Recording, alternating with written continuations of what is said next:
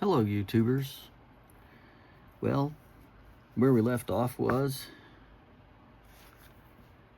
the stitch line right here. Sorry about that, but we had mail delivery truck come to the door. It was ringing the daylights out of the doorbell.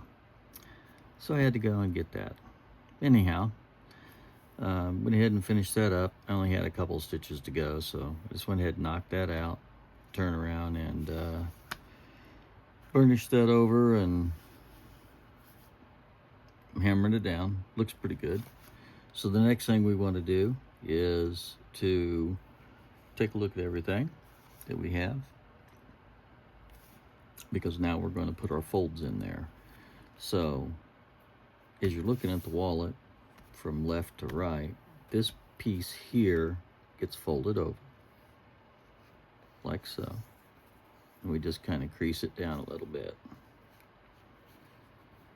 and then this piece will come over the top of it to make your trifold wallet.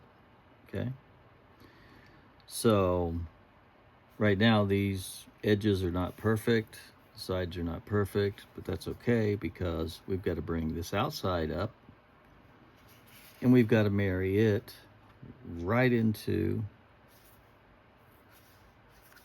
the same footprint, and we've got to go ahead and get it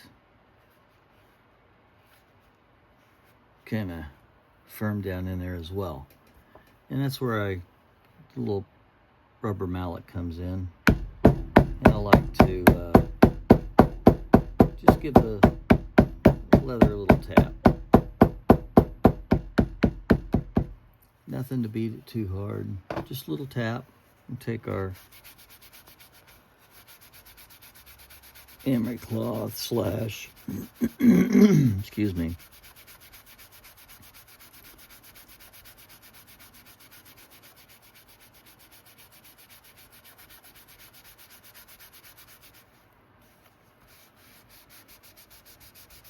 and just kind of rub this a little bit and kind of rub any little tiny marks that might be in there out, and then just kind of look on the other side, make sure it looks good.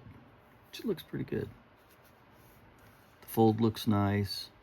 Sometimes if this starts looking a little stressed, we can put a little water on that, but for right now it doesn't look like we need to. And we would actually put the water on the inside here so that it would fold and bend well,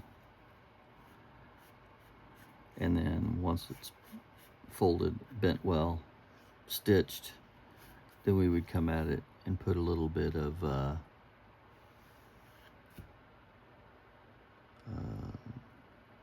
ink oil or something like that. So for right now, it looks good. It doesn't look dried out, and so we'll just kind of leave it the way it sits. Okay, but what we need to do is we need to go ahead and measure this, mark it rather, to be glued and stitched. Basically the stitch is going to start here and it's going to run its way around to right here. Okay, this part being the open side of the wallet, which we've already pre-finished and got that ready. So everything's stitched up to this point, so we're going to be taking it from this point and going around and stopping right there.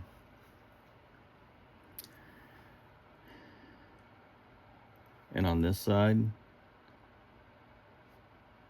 we will be doing the same thing with this piece. We'll be starting here, coming around and stitching it to that side. This side's already done, attaching it to the back. That will get our wallet attached, the interior to the exterior, and that's all we'll need to have a nice snug in a bug wallet. So, since we've already bent this piece, we'll want to bend this again and kind of fold it over as to where it would kind of hit when it's bent. Okay. And we're going to kind of mark that on the inside with our pen. So this mark you're not going to see because it's going to be glued and stitched. So we want to mark it right here where this top of this ear of this credit card panel sets. And then we're going to want to mark it right here where this stitching here stops, which is going to be about right here.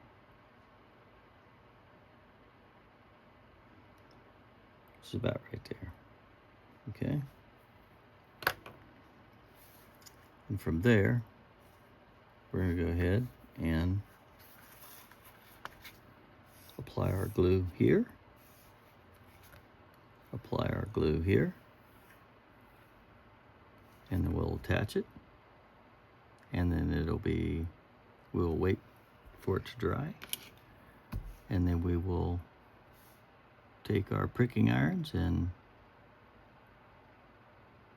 get us some holes going. We're pretty close to the end of this wallet, and then after all of that's completed, then we will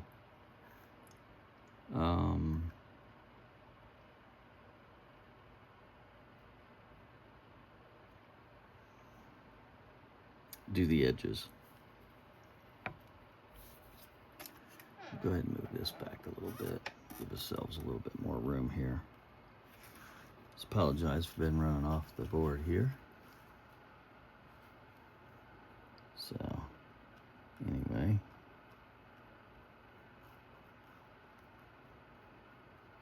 Let's go ahead and apply our adhesive. You've only got to check this out. Make sure you're putting your adhesive on the right side and not on the side that is going to be your open part of your wallet side. I've done that, and that stinks because then you have glue here and you got to get that all taken off. This is where we had burnished the edges earlier with the tokonol, and this is a residual of the tokonol. This will eventually go away, but for right now, it will show until it gets thoroughly dry. That's just the way the old cookie crumbles. So we'll start about right here, which we can look at the end of that, which is going to be right there. Okay. Come down on this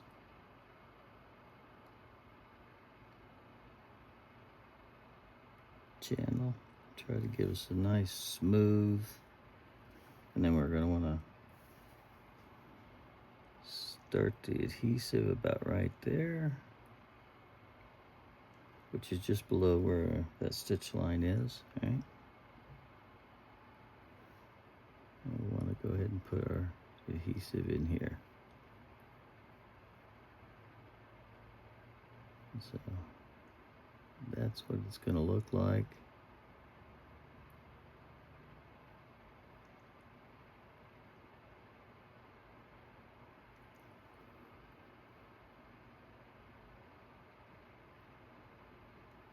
For a custom bespoke piece. Okay, so now we're just going to let that dry.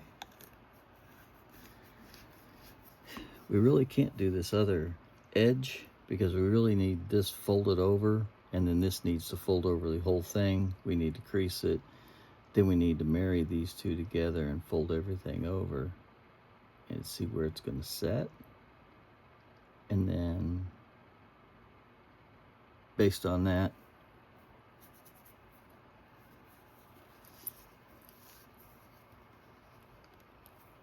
that will give us our correct fold line.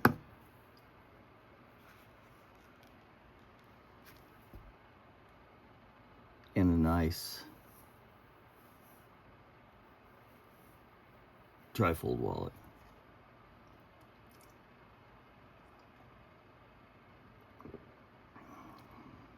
Get a little drink of coffee there. In the meantime, what we can do is, since we know that we're going to have stitch line from here to here, while we're waiting, we can go ahead and get our needles loaded with our thread. So there's always something you can be doing. If you get to the last one, then you can always be thinking about what your next project's going to be, and you can go ahead and start pulling out some leather for your next project, or you know,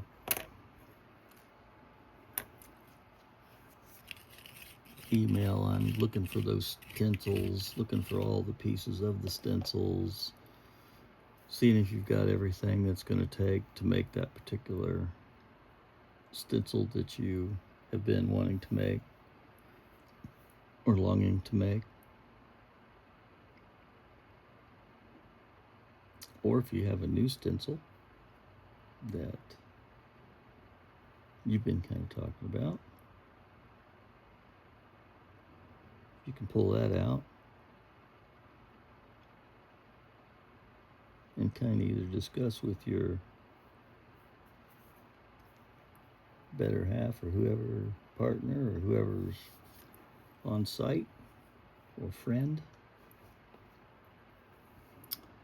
So from here, we're going to want to, there's 1, 2,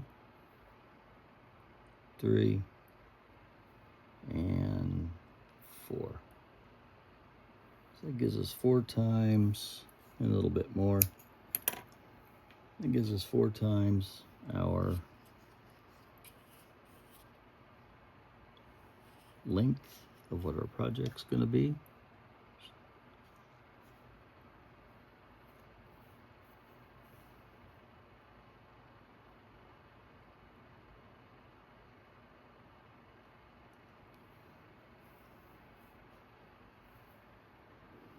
Let's go ahead and load this needle here.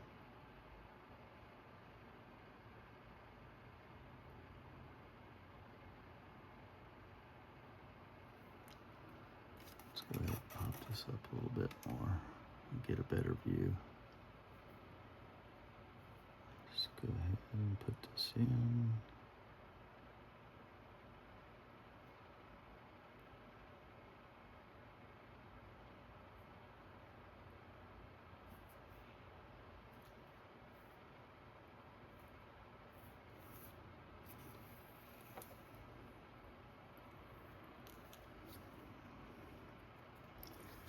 So it's pretty much ready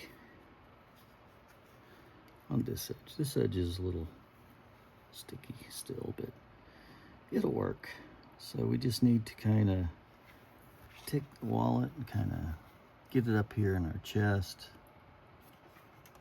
where we have it, kind of get it at an angle, and get the base and the top of the project.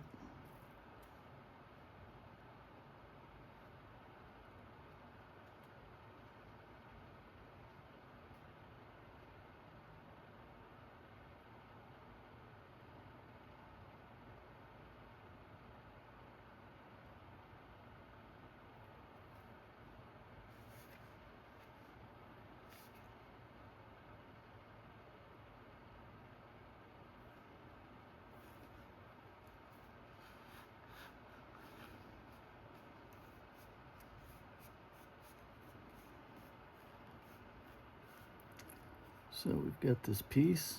Looks like it went together pretty well.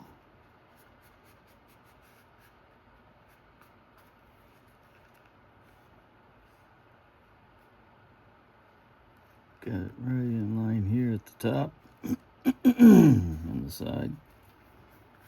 And we can go ahead and take our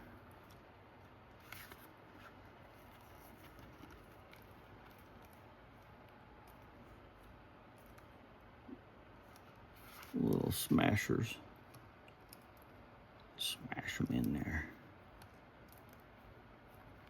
Press it really well, so we get a good pressing. And it makes for a nice looking edge. See how nice that edge looks? And that way when we go to punch these holes,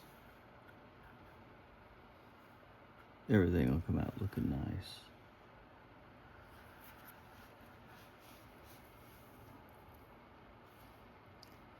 And then we'll have a good portion of the leather wallet done. So from here, we'll want to go ahead and sand this. Come around. And for this, again,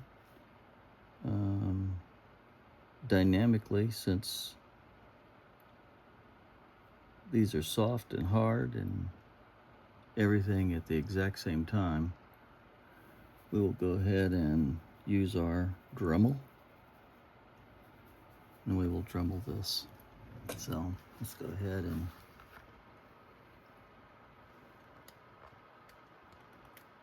take my power supply off of there.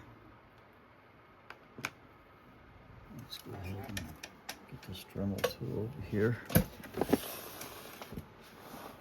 this trash can.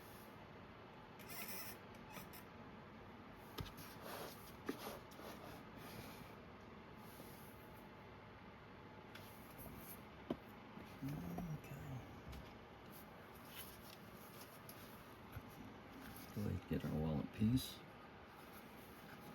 We'll go ahead and start the side. What we'll do is we'll start near where this top piece is, because this is already burnished and finished. So it looks like it's burnished and finished to about here. So we'll pick it up from about here and move on down to the side. All we want to do is just knock off the edges.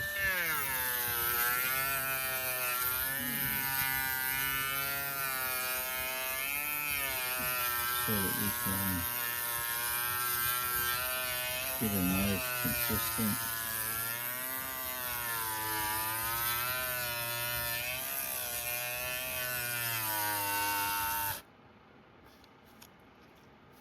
and our battery's out.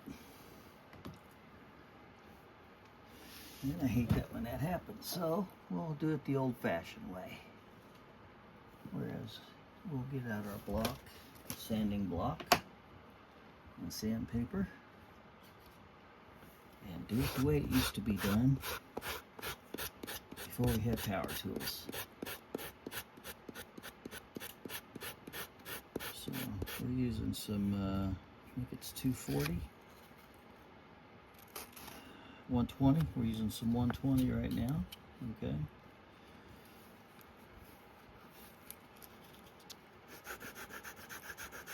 120, we're going to get a good sand on this. Kind of all the way up the side.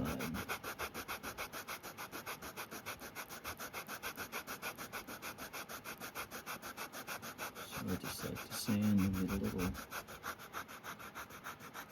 get a little bit of meat off the sedges to start with.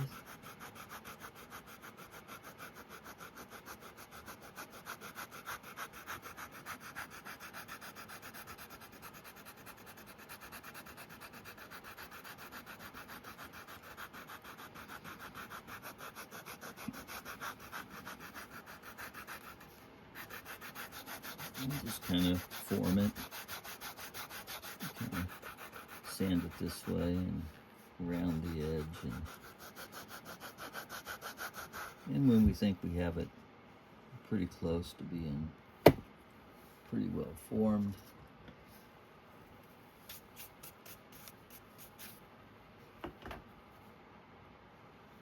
to make it nice and soft, we will just take it in one direction.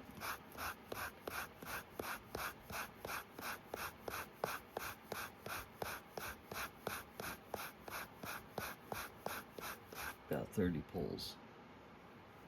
Come around the corner about 30 times.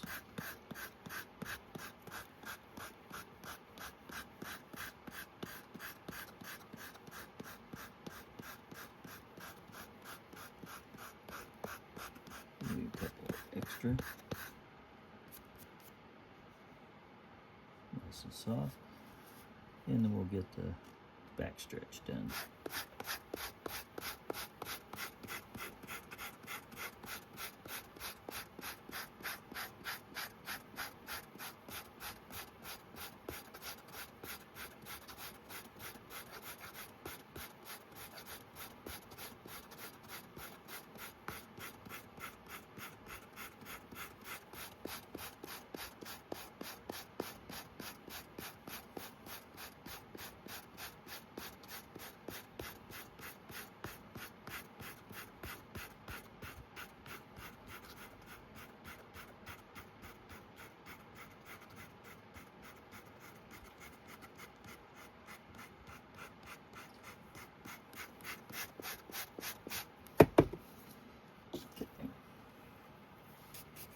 Give us a little brush. Push this back together. It's nice and soft. It's about where we want it. Looks good. Looks even. This looks even here. Side's a little off there, but we can fix that. No problem. So let's get this back up here.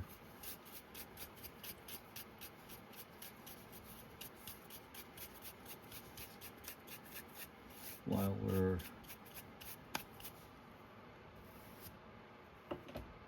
waiting, I'll go ahead and get this battery out of this Dremel tool and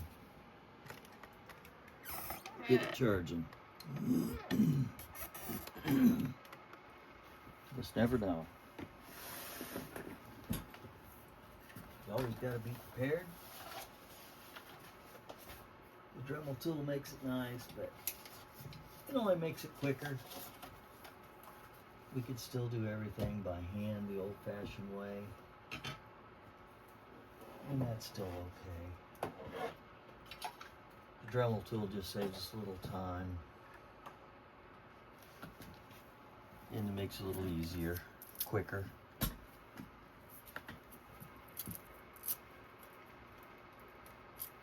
Sometimes it gives you a little more control over your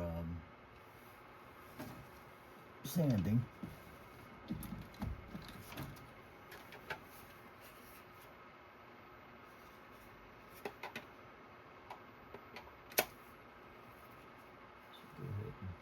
Get this battery charging. Probably time we get this project completed, the battery will be charged and it'll be ready for our next 2 or 3 projects. I can get about 2 or 3, 4 projects out of a Dremel charge, so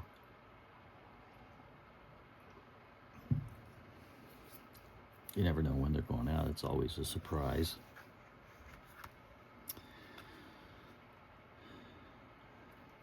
So, next we need to take our wing dividers. Now that we have this all even, go ahead and mark this up. Come around to the side here, like so. Let's go ahead and get our 4mm straight wutas out. Let's go ahead and let's pull this back a little bit so we're not going to smack our camera. Look at that, looks nice. Get our block of wood. So this block of wood is the same block of wood that I use for sanding, and it's also the one that I use to pull my pricking irons out with. So gotta make your blocks of wood, versatile pieces of machinery tool.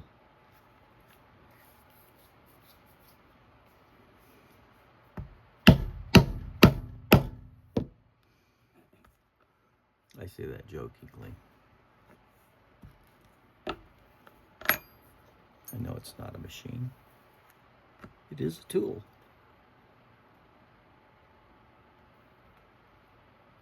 But it is also just a plain old block of wood. And what this was originally from, this came from my my old stitching pony. And this was something that I could put on there, and it would crank the tightness of the stitching pony around.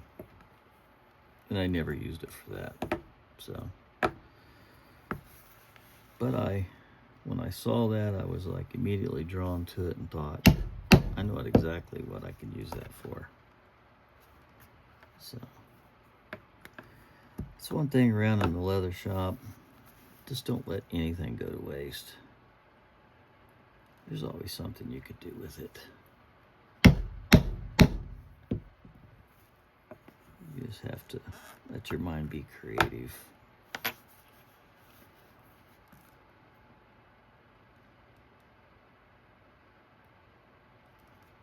Once you're creative enough,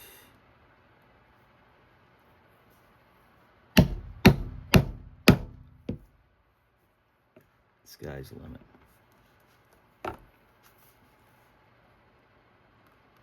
You never know what you might make. Might make something on accident.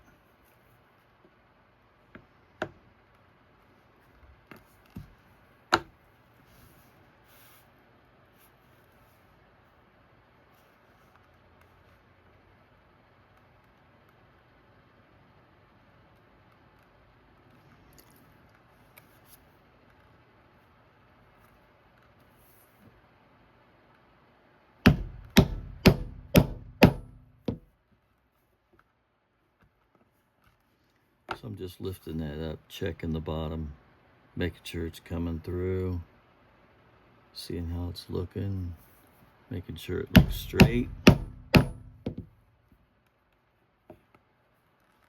making sure that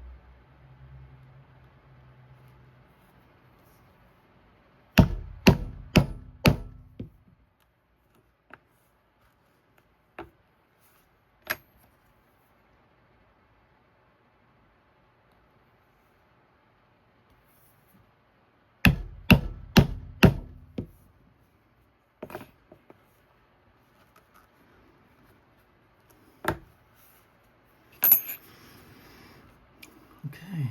And so there we have it. We have our holes punched 3/4 of the way around in a C. Hold this left side of our wallet. This will hold the middle. I told you I'd tell you when this was built, what these little C channels were for, and this is what they're for. They're little laugh pieces. I call them laughing pieces. They look like they're laughing.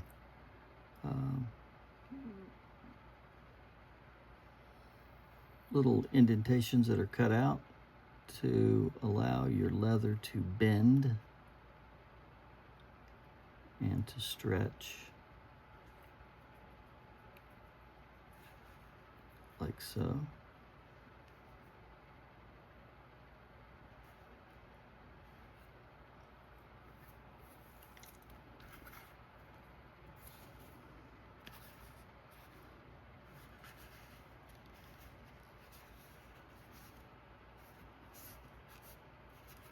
Take the pressure off the wallet's what they do, really.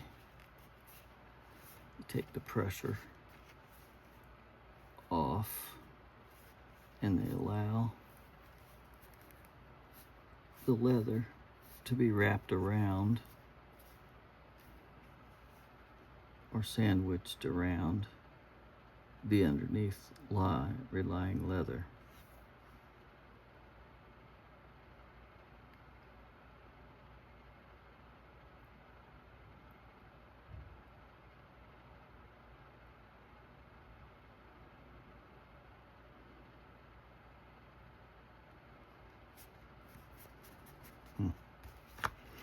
Okay, so let's go ahead. 31 minutes into this build. We're going to do basically just this half, and I'm not going to do this half.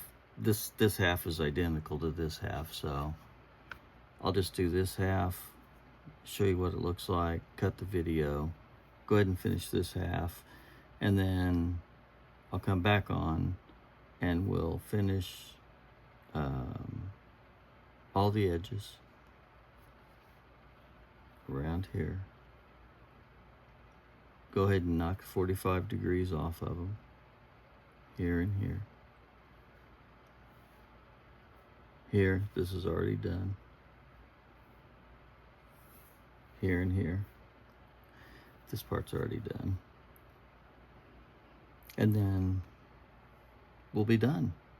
Then this wallet will be ready to be enjoyed by the next customer. A fantastic looking wallet it will be. And then we can talk about the next wallet and what we want to do.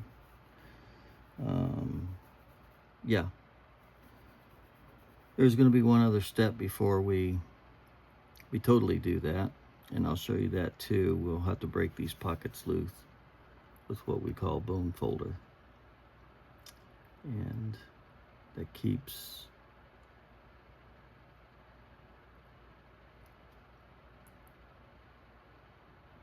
the pieces from bonding together too tight around the edges and sticking, so your credit cards can go in there. So you take your bone folder in there and you'll loosen these pockets. That way when you put your credit card in there, it'll slide right in there. Your credit card in here, slide right in there. So on and so forth. And then we'll check and make sure that this side also works with bigger pieces of paper, credit card, what have you. Okay.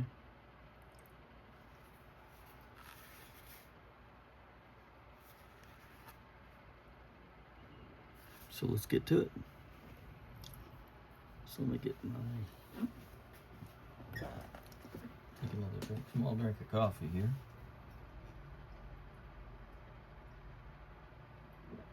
Get charged up. Get our stitching pony in place.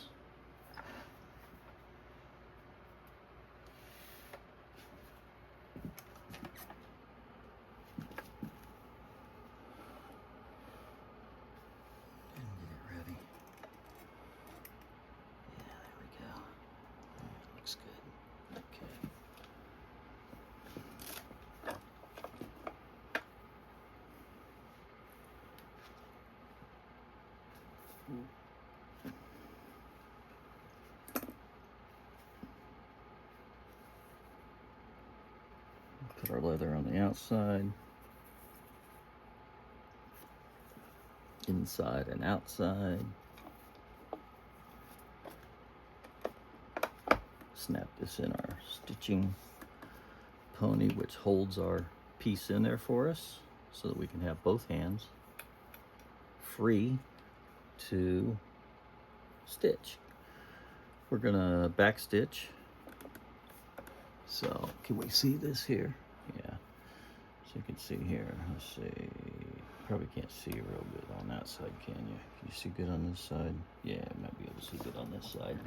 Let's go ahead and see what we can see on this side. Let's see here.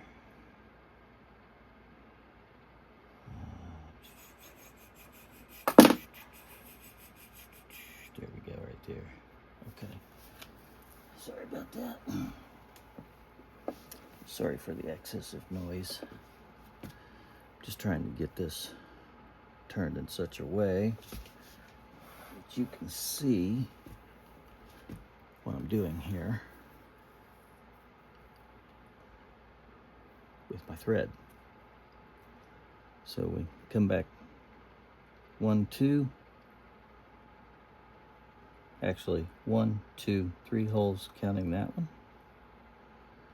We go through the third hole all the way through, even these up, come back this way, the second hole, start our back stitch. This back stitch is going to allow us to get a stronger stitch in this area.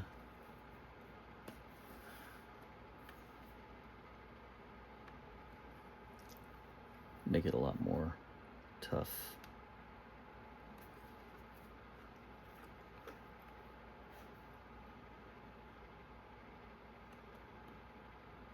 Stronger.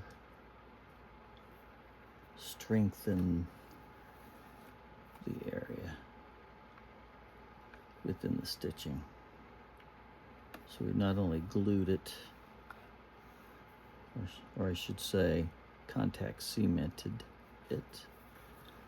Which, by the way, if you ever get a good contact cement like we're using, and it dries for a couple days, and then you get some stitching on top of that, and you ever have to take the stitching out, man, I'm telling you, it'll pull the flesh side of the leather.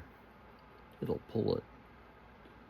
It'll pull chunks, small little chunks and pieces out of there apart because they stick so well. So the glue part will actually stick together, and the fibers of the leather will actually tear, which is really something because leather's pretty strong. There's some pieces of leather it's a very high end. It's a single horse front.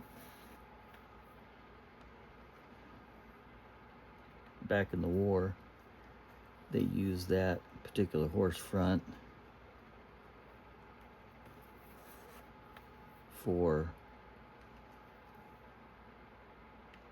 gaskets for tanks. So they would make the gaskets for whatever pieces of the engine of these tanks out of leather. That's how tough this stuff is. And it would work very, very well for a long time. And that particular leather is called shell cordovan. Very expensive leather, somewhere around $125 to $250 a square foot, depending on which brand, where you get it, the quality A, quality AB, or BC that you get, and how much you buy. Because obviously the more you buy, the bigger the piece, the less per square foot. Obviously you're spending more money, but it's less per square foot. You're just buying more square foot. but they don't mind selling you more square feet for a little cheaper price.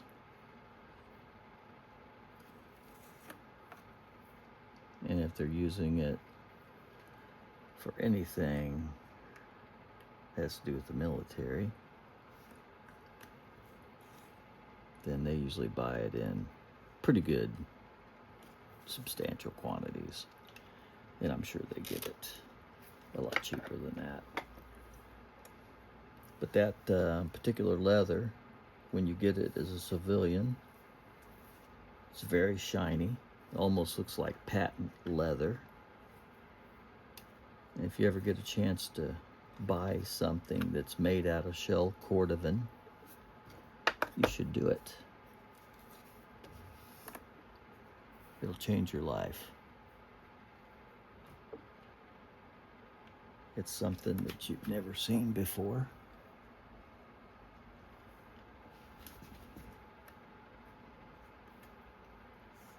And it's a beautiful leather. A very strong leather. And a very beautiful leather. Obviously, it has to be strong to be used as pieces for tanks. Anyway, horsehide is very durable. Very durable goods. Can be used for a lot of things. Beauty, rigidity, roughness, longevity.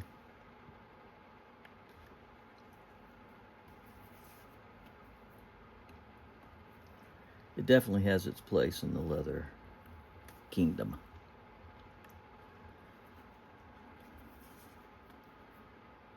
And then some of your leathers that are really cool looking but are more brittle is your fish leathers. Now they look kind of cool.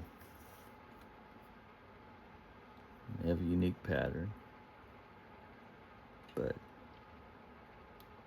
some of them look like fish and smell like fish. Scales, skin.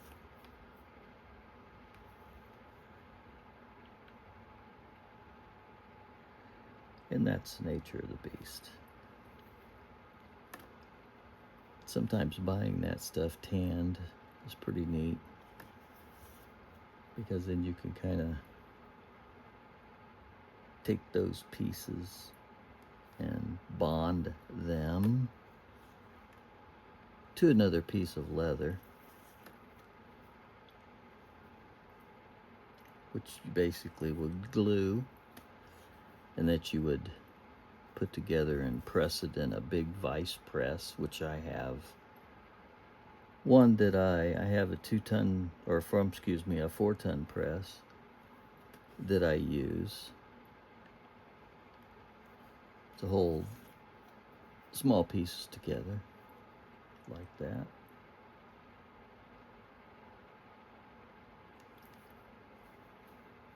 And that's always pretty cool.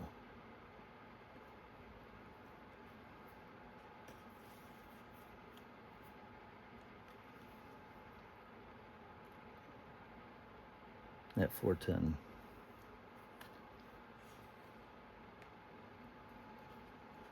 4-ton press is very impressive. All puns intended. It's a very nice piece of gear.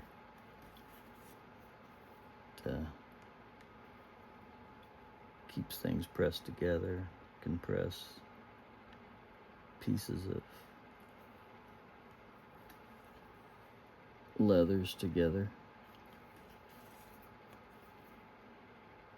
to make them thicker, to take some like fish scale that would be very fragile, flimsy.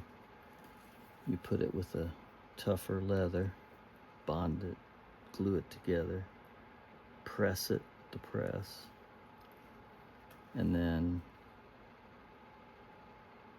it gives you a better feel and a better strength to the leather, the fish leather. So you can use it for projects that you normally wouldn't be able to, such as wallets or purses or coin cases, things of that nature. So you always got to try to take a look at your leathers, what they are.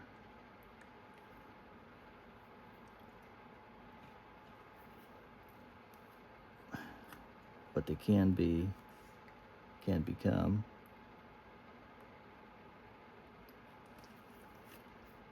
And figure out when it's a good time for you to use them. They do make things beautiful, very unique. That's what I like to do. I like to make unique products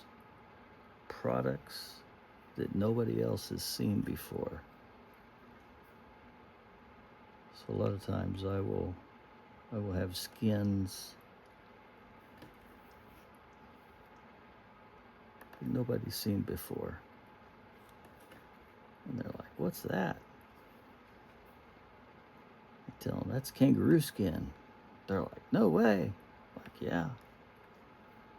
Or, that's a turtle skin, or that's a fish skin, or, that's frog. Or, it's a bear. Coyote.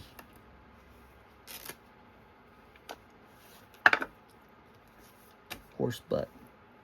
Which your horse butt is your shell cordovan.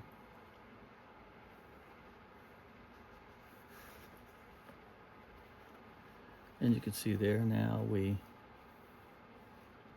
got that all stitched up. Looks nice here. And it gave us a nice little pocket there. And we have our pockets here, and no pocket here, but we do have a pocket on this side.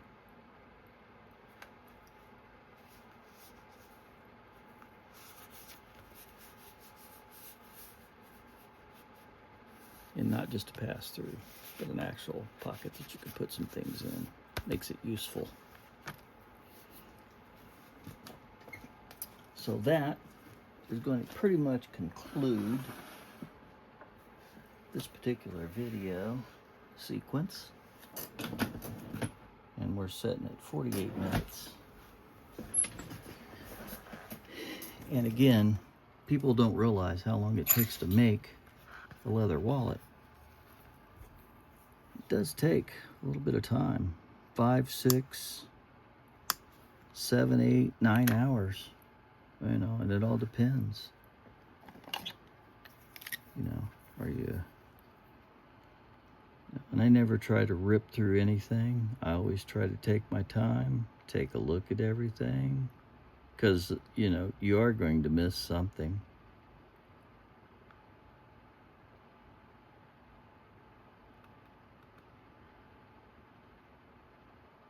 You always will miss something. So you always got to stand back, take a look at it, see what you got. What does it look like? And try to look at every single little detail. Make sure everything is straight. Make sure your lines are straight. That your curves are straight. That your 45s are on point. That your levelness of your wallets are good on both sides. And that when the other part is folded over, it looks equally as good. So that's it for right now. We're going to shut this down. Please like and subscribe. I really need 1,000 subscribers, 1,000 subscribers, so that I can start making bigger, better videos with better equipment for you guys. I'm excited to do that. I love building wallets. I'm going to be building them anyway, so I figured I might as well be showing you, educating you, and hopefully you guys will get something out of it. So let's stay on the channel together as a family, and I look forward to seeing you in the next video. Take care, and I'll see you in here in just a few minutes. I'm going to go ahead and get this other side done, which I'm going to do it the same way as I did this one, and then we will come back and put the final touches on our edges, burnish them off,